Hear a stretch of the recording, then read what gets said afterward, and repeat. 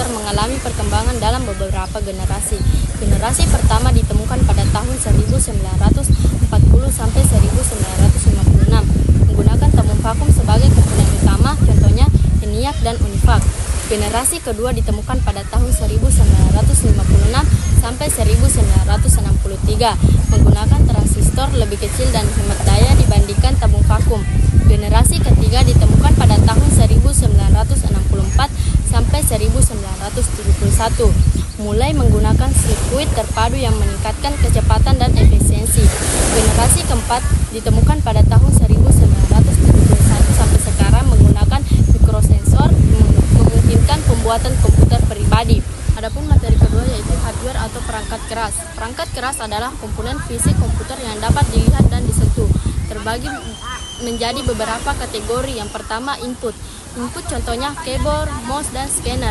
Yang kedua output, contohnya monitor, printer, dan speaker.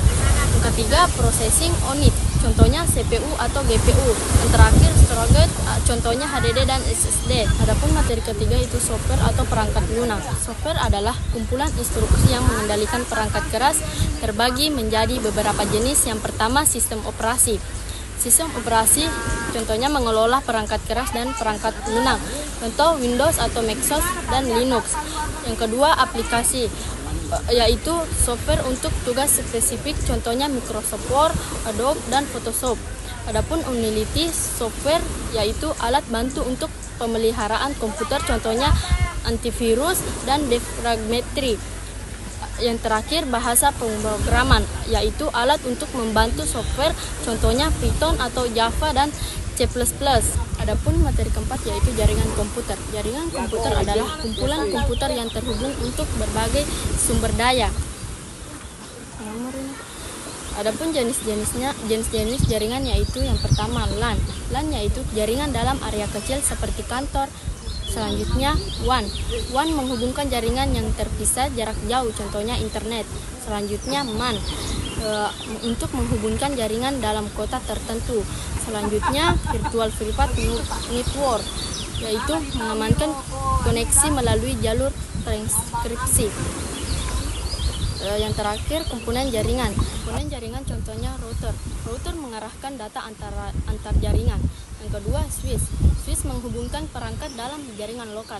Yang ketiga access point.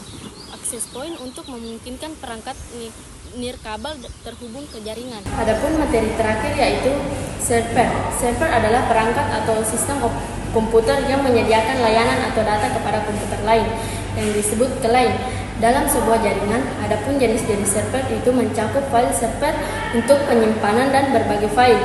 Adapun web server untuk menyajikan situs web dan database server untuk mengelola database. Mail server untuk mengelola email dan DNS server untuk menerjemahkan nama domain menjadi alamat IP, dan proxy server berbagai perantara untuk keamanan atau caching. Adapun komponen utama server untuk meliputi CPU yang kuat. Yang terakhir RAM berkualitas besar untuk menangani banyak proses, HDD atau SSD untuk penyimpanan data, dan power supply yang stabil untuk memastikan kinerja server tetap andal.